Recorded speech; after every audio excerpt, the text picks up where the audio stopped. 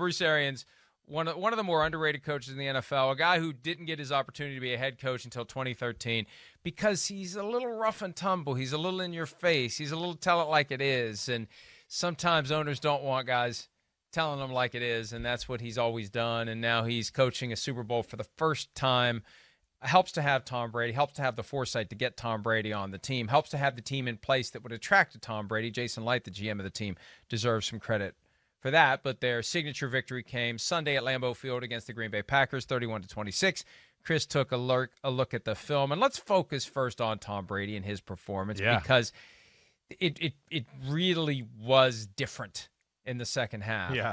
When do you ever see any quarterback, much less Brady, throw interceptions on 3 straight possessions? And if it was any other quarterback that did it, we would collectively be calling for that guy to be ejected from the league for good. Well, that's what's crazy is because, first off, the way he started the game, we kind of hit that yesterday. That was amazing for a team that we talked about had not been there, not in a lot of big playoff games, never been in a Super Bowl as far as a lot of the guys on that team. I think other than JPP, maybe I'm missing one other player. The way he came out and just made some big third down throws early, that at least set the tone. There's no doubt about that. Down the field throws, not like, hey, we're looking on 3rd and 3 to get 4 yards. The fade down the left sideline is Mike Evans, perfectly thrown. The deep out route to Godwin in the slot route, perfectly thrown. The touchdown pass to Evans, perfectly thrown. So from all those things, it was great. You saw him take a chance on that jump ball in their second scoring drive. Yes, but at the end of the third quarter, and those 3 interceptions he threw, I mean, that is why I believe Tampa has changed the way they've played. And we've talked about this a lot during the year. It's in some of these moments we've seen where Brady gets people around him and can just get a little flustered, and he'll just throw it up. Now, that only happened on one of the interceptions, but either way, it was that would have been a monumental collapse if they lost that game. And Brady had thrown 3 interceptions in the fourth quarter. That would have been something that we've never seen from Brady ever in his career. So that's where it was kind of like striking that way. Yeah, and I can't help but wonder how much of what we saw is the culmination of 19 games of hearing the no risk it, no biscuit mantra from Bruce Arians. Just throw the ball. Just trust your receivers. Just throw it up there and let them go do the work. Tom, you don't have to do the work all the time. You don't have to deliver a pinpoint pass. We got some good receivers. Throw it up there and they'll go get it. And we talked about this yesterday when we were praising Chris Godwin, who had over 100 receiving yards and really didn't get noticed. He had that catch where the ball could have been intercepted. Oh, right. Godwin made a great adjustment. Yeah. It was almost shades of Lynn Swann in Super Bowl X. And I think that emboldened Tom Brady to keep taking chances the rest of the game. Well, yeah, I mean, you could be right. All 3 interceptions had their own different angle. The first interception at the very end of the third quarter, right? That was just a bad decision and bad throw. There's nothing more to that. The second interception, was the second interception the one where he fell down and just threw it up? Or was that the third one? That was the third. So the second one was the ball over the middle to Evans. Great decision. He's done the ball in the right spot. He just missed the throw. Like, that's going to happen. But you don't see that happen from Brady a lot, and it happened a few times in the fourth quarter. And then the last one, that was, I'm 43 and I don't want to be hit, and I'm just going to throw the ball up. So that's what they have to worry about. We've seen those issues there as far as when he gets pressured. He did that to Kansas City the first time around where he threw some bad interceptions and felt that pressure. I think of Kansas City last year when he's playing for the Patriots and he has Julian Edelman in the end zone for a game-tying touchdown, and here comes Frank Clark. So Tom does the quick-release fetal position, don't get, obliterated by Frank Clark. Right. But that's what you have to do to keep playing into your 40s. Definitely. You can't allow yourself to take a square hit as a sitting duck from a Frank Clark or a Zadarius Smith, or coming up this week, Frank Clark again, for crying out loud. You can't do it. So that's the live to fight another day play. Right. We've seen it happen. He hopes to throw it away. Remember what he did against the Steelers 3 years ago? Right. He threw that ball, and he's like, I was trying to throw it away. They intercepted it. I mean, yeah, he was trying to throw it away, but when your goal is don't get killed, secondary objectives become accuracy of the throw, and that's just kind of, you have to take that. With Tom Brady at this point in his career, you have to take that. That's right. That's right. You got to take it. That's exactly it. And then they have to do their best to not have him be in those situations, right? Which is what they've done. They've done a great job making him feel comfortable, blocking things up so he can just sit back there and go, okay, I'm going to torch you now with the pass game. And that's where they've really found their mojo and everything like that. But I think at the bottom line, the one thing I just come back to, at the very least, when you just break this game down, right? Brady gets them the jump start, gets them going, and then the team is like, oh, okay, hey, we belong. We're better than this team. Let's go. It's the second year in a row I just come away going, the Packers got out-hit in the championship game. Any way you want to talk about it. They were out-hit. Whether it's pass rush, the Tampa Bay Buccaneers, Mike, ran the same running play the whole game other than one run. It was the same one. It was literally just, we're going straight ahead, and we're either going to plow you downhill and Leonard Fournette's going to get 4 or 5 yards, or you're all going to go in there and he'll bounce it outside and get a few yards that way. But think about the jump ball you just talked about. Green Bay's in position to get it. Godwin just outmans Darnell Savage for the ball. The next play is Fournette breaking tackles, spinning in the end zone for a 20-yard run. The hit just caused a fumble for the touchdown. The hit that caused the fumble that Green Bay also recovered. It just, again, it was the second year in a row that came away with more than anything. Bruce Arians, his team, they flew around and were the team that played with greater intensity throughout the game. If you just had to boil it down to one thing, that's what I would boil it down to. And I think that's an excellent point. Who's ready to go seize the day and who isn't? And that's one of the things that Bruce Arians spoke about yesterday. At their bye week, they were 7-5, and it's not like they did major surgery on the playbook. It's not like they did major surgery on the roster. We saw Antonio Brown's playing time drop after the bye, but beyond that, he just said, we understand everybody's got to work harder now. Right. Everybody's got to want it more now. When you have 22 guys out there on offense and defense, and they are trying harder, and they are collectively imposing their will more effectively, that you're going to see the collective result. And, you mentioned missed opportunities. I mean, you have to take advantage in a game like that. Will Redmond had the ball in his hands, kind of. Not he should have had the ball in his hands. Well, yeah, went right through his two hands. The play before the fourth down conversion, right? And then the Scotty Miller touchdown doesn't happen if Will Redmond can catch a can of corn from Tom Brady at the end of the first half. No doubt. There's those game-changing moments. I mean, really, the game had huge moments. I think the jump ball to Godwin was one of those. It was a 3rd down and 9, and it looked like, whoa, the Packers had a little momentum. That was one of them. Then the next one, I do believe, goes into that second half or the end of the first half situation, right? I mean, again, just that dropped interception, and I know we haven't talked about this today, and there's, I know you wrote something on PFT yesterday about it, but I still can't quite I cannot for the life of me make logic of what Green Bay was trying to do on that last play of the first half. I mean, well, let's focus on that. Yeah. I mean, you looked at it and you've studied it. You got one safety. You're not really guarding the sidelines. What are you really doing there if you're the Green Bay Packers? That's what I don't understand as you look at it. They're playing a defense that, okay, it's a single safety. They're going to see as we go here, there's people in the middle of the field, and the guys on the outside are the ones that are vulnerable and in a no-win one-on-one position. As you can see, Jair Alexander's the corner to the right. On the left is Kevin King. So go ahead and let it play, Kristen, if you can. And then you'll see here, they keep Gronk into blocks, right? Max protect. They make him feel good. But it basically becomes a one-on-one matchup. The first thing you want to go is, hey, Kevin King, let them throw the 10-yard out. Get back. But the more important thing is you want to go, what is this defense? Why are we calling this? Why is there not 2 safeties deep? They have no timeouts. Look at 51 and 26. What they're in no man's land. They're worried about the back out of the backfield. So what?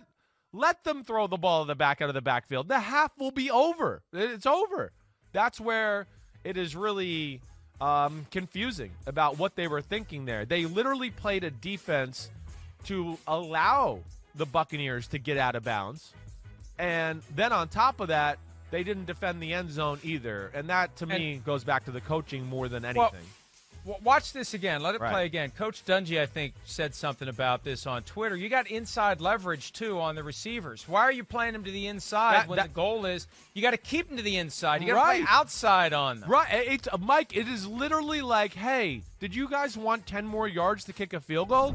We're going to play a defense to do that. No problem, guys. I mean, you're Brady in the Bucs. So we want to be, nice guests. I mean, or nice, hosts. Here you go.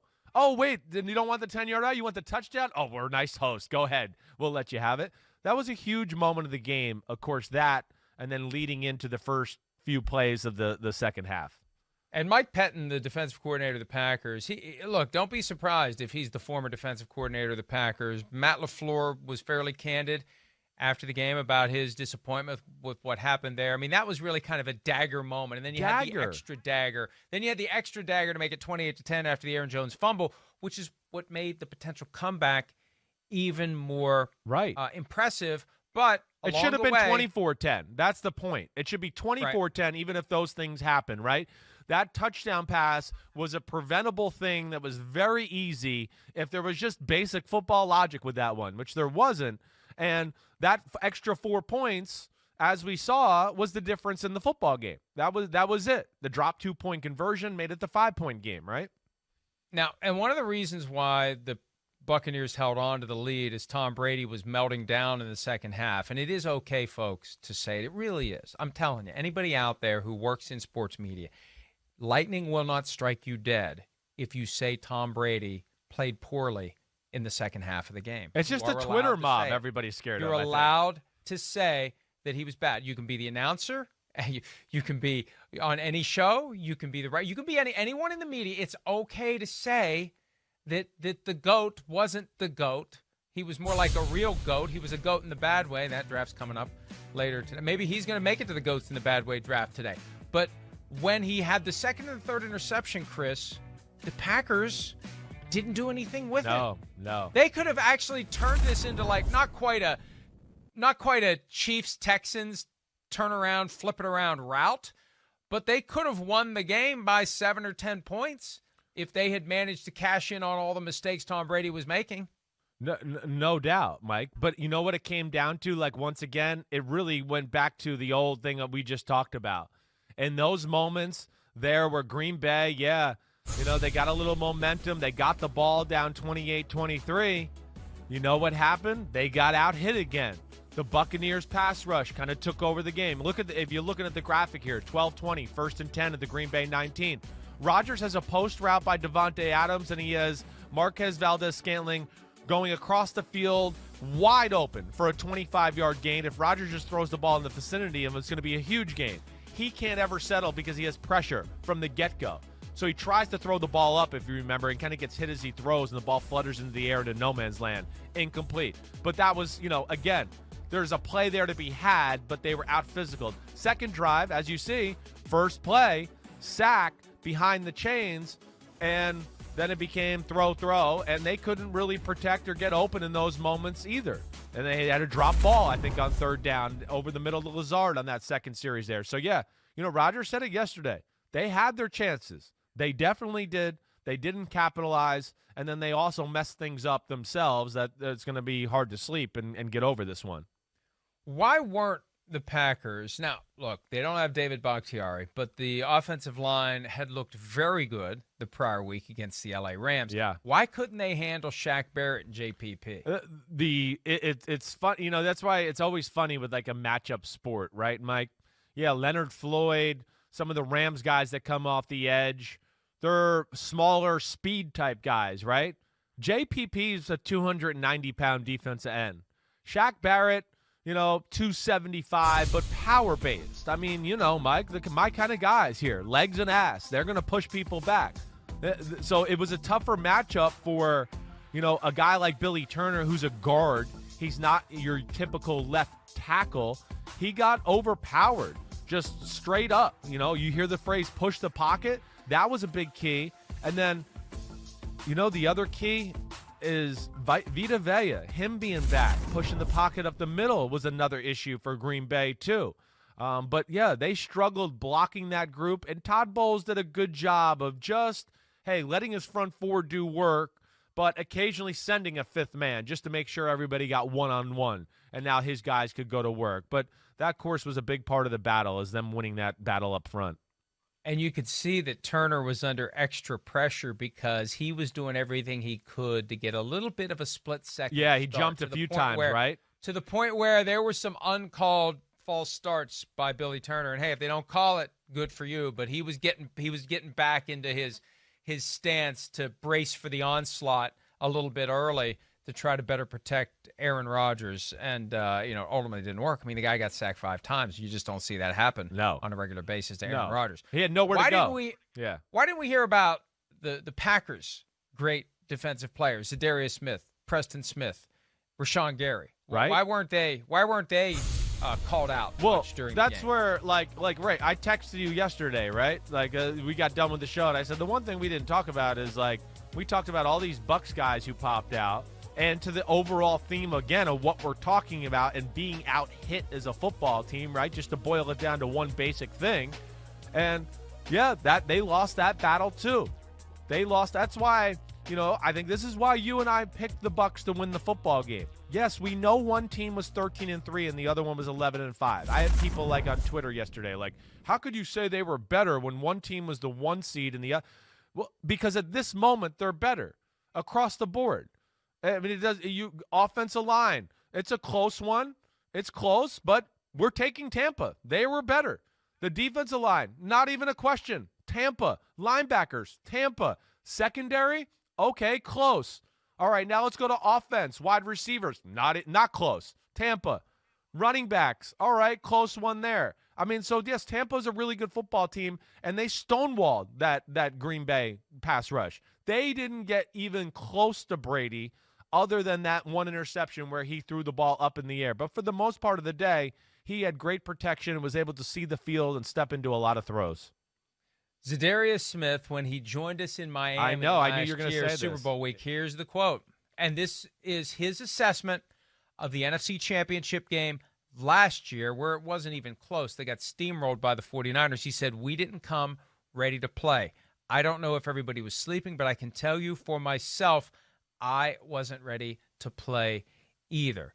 Now, I'm not ready to come to that conclusion as it relates to this NFC Championship game. Maybe they were ready to play. They didn't have to travel. They were at home, but something was missing. There was a physicality that was missing. There was a sense of being opportunistic that was missing. The Bucs had it, and the Packers didn't.